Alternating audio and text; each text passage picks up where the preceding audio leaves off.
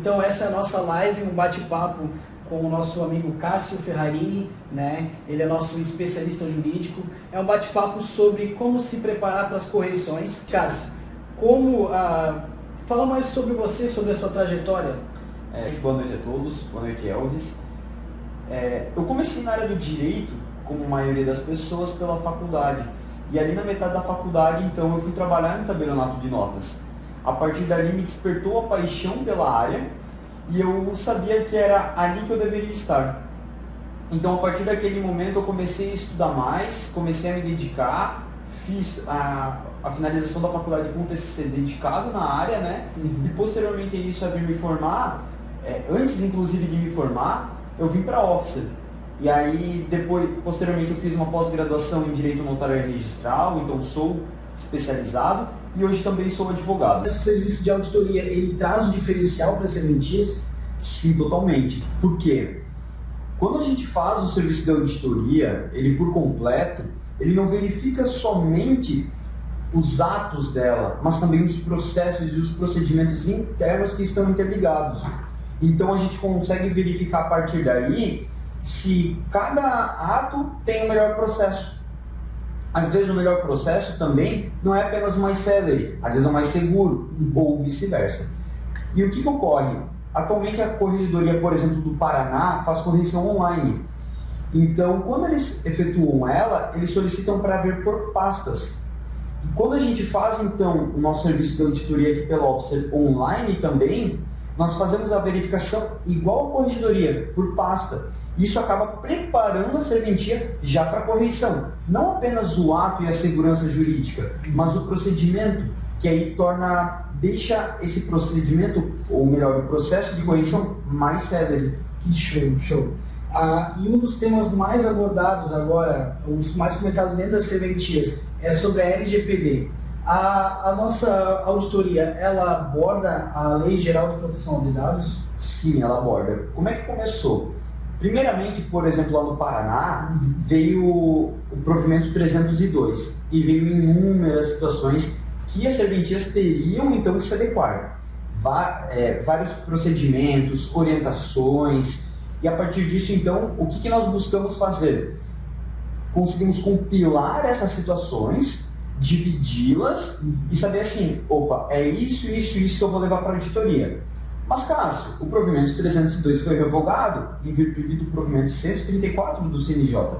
Sim, ainda assim está atualizado e muita coisa pode ser aproveitada, muda apenas o embasamento legal.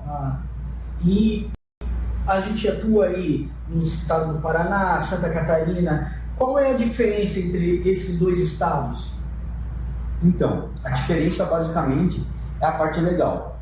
O processo dos atos em si, eles são muito semelhantes, mas cada estado tem a sua lei, tem o seu código de normas e principalmente os seus emolumentos, que é uma questão legal também. Então, isso é a principal diferença. E pensando nisso também, o que foi montado dentro do Officer Soft? Times jurídicos. E assim a gente acaba não confundindo as situações, trazendo então uma maior segurança também para esse serviço. Então, a nossa auditoria, a gente faz uma analogia com o jogo de xadrez, que o nosso especialista, ele é como se fosse um observador, que ele olha de fora as jogadas e ele consegue antecipar as melhores jogadas. As serventias, como é que fica a tratativa depois de toda a auditoria? Bom, essa pergunta é muito boa, porque ela entra no quesito da auditoria. Como é que funciona basicamente? É feita uma reunião de kick-off. Então, nessa reunião, geralmente ela é efetuada com o oficial, com o substituto e nas serventias que contém com os gestores de cada área. Então é exposto ali como é que vai ser o procedimento dela toda, depois é efetuado o procedimento e ao final a gente faz a apresentação da ata. E nessa ata nós trazemos as inconformidades verificadas, erros, atos com alguma situação faltante, caso tenha, e também processos e procedimentos que possam ser melhorados, porque não existe, basicamente, o que é certo e o que é errado nesses quesitos, mas existe o que é melhor e mais funcional, o que é mais célere, o que vai trazer talvez uma maior segurança jurídica. Então isso tudo nós apresentamos. Porém, por vezes, quando nós fazemos tanta verificação ali no decorrer do dia ou na apresentação, a gente fala assim, bom, essa situação aqui a gente pegou um erro em determinado ato. Aí, quem praticou o erro geralmente já começa, não, mas isso daí não tá certo, mas não tá errado. E eles começam a tentar se justificar. Gente, uma coisa, nós deixamos claro na reunião de kickoff e gostamos de repetir aqui. E o que é? Nós somos os seus parceiros. Nós não estamos aqui para julgar ninguém, nós não estamos nem para fiscalizar. É um serviço em parceria que fazemos, tá? Para conseguirmos garantir uma maior segurança jurídica da serventia, dos atos, evitar, sim, processos administrativos, é para poder blindar o oficial, entende? Então não existe, não há necessidade dessa justificativa. A necessidade do quê? De nós sentarmos juntos, verificarmos o que está errado, o motivo, e a partir daí conseguirmos fazer alinhamentos com a serventia para quê? Para que o erro não se repita, para que o procedimento seja mais célere, seja mais seguro, seja correto. Apenas isso. Então, geralmente é essa situação que ocorre, mas é sempre na parceria, e isso a gente nós buscamos sempre deixar bem claro. Então, no Paraná são cerca de 240 itens auferidos, né? Isso. Esse serviço online, ele tem alguma diferença do presencial? Não. Quando a gente fez esse serviço online, que é um serviço remoto, foi justamente pensando como uma corregedoria. Veio a pandemia, a gente verificou que muitos não poderiam então efetuar contratação, existe segurança em questões de saúde, né? Então nós iniciamos esse trabalho. Quando fizemos ele, nós desenhamos o processo semelhante ao da corregedoria, pastas, o envio de arquivos. Então, para garantir essa situação que a qualidade seja a mesma, vou dar um exemplo.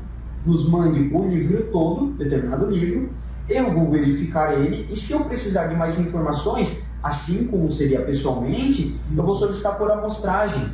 Por quê? O serviço é no decorrer de 1 ou 2 dias, a depender de cada serventia. Não tem como verificar ato por ato, detalhe por detalhe. Nem mesmo a corregedoria consegue. Então é por amostragem. Então, mesmo que seja físico, mesmo que seja presencial, o resultado será o mesmo e com a qualidade garantida. O que vai mudar é prazo. Por quê? O físico, geralmente, tu executa em um dia.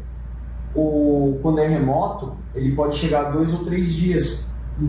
Então, vai ser apenas essa diferença. Por quê? Porque quando é remoto, a serventia tem que se adequar ao nosso calendário, ela vai ter que preparar um processo para nos enviar os arquivos. Então seria basicamente isso.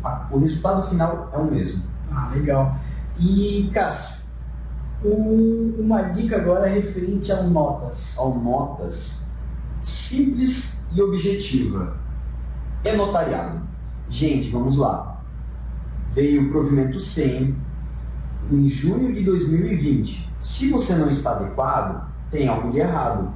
Porque além do no provimento constar que todas as serventias com notarial deveriam se adequar, tem mais uma questão. É uma forma, uma ferramenta que gera lucro para vocês. Cássio, mas eu tenho que pagar para fazer o ato? Sim, você tem que pagar. Porém, pense só. Alguém está lá no Japão, está comprando imóvel aqui, vendendo. Alguém na Europa, a gente sabe que a migração está muito alta. Eles não precisam mais efetuar uma procuração. Eles não precisam mais se preocupar e fazer tudo na correria. Existe um notariado. Então você consegue atender essas pessoas da melhor forma possível através de uma chamada de vídeo. Entende? Então, se a serventia não está adequada, ela precisa. A parte digital é o futuro. Nós precisamos disso. E essa parte digital precisa de uma segurança na informação. Também. E quanto a essa segurança da informação? Tem algo? Temos também. Por quê? Dentro da auditoria, por exemplo, nós fiscalizamos essa questão em decorrência do quê? De parte legal. Ou seja, provimento 74 do CNJ, se bem me recordo, final de 2017 ele foi lançado. E é muito importante isso. A gente sabe que no dia a dia a gente vem ouvindo falar de vários ataques hackers. Um exemplo sofreu, não me recordo se foi a Renner, o Tribunal de Justiça do Rio Grande do Sul sofreu também um. E agora imagina se a serventia sofre. Como é que vai ficar os dados? Então uma coisa que a gente sempre garante, se não tem, a gente fala, você deve, você não precisa, não é que você pode, você deve sim se adequar e conter o backup em nuvem. Por quê? Mas o HD já não conta. O HD pode se perder, mas se você tem um backup em nuvem, hackearam meu cartório, beleza, faz a limpeza dos computadores, tira o vírus, troca de computador, de servidor, se preciso for, mas as informações estarão em nuvens, depois é só trazer, você vai ter toda a segurança garantida. Então, essa é a principal situação. Se você não está adequado, se você não tem o backup em nuvem, se adeque. É muito importante. Muito, muito legal. Dani, tem alguma pergunta? O pessoal mandou alguma coisa?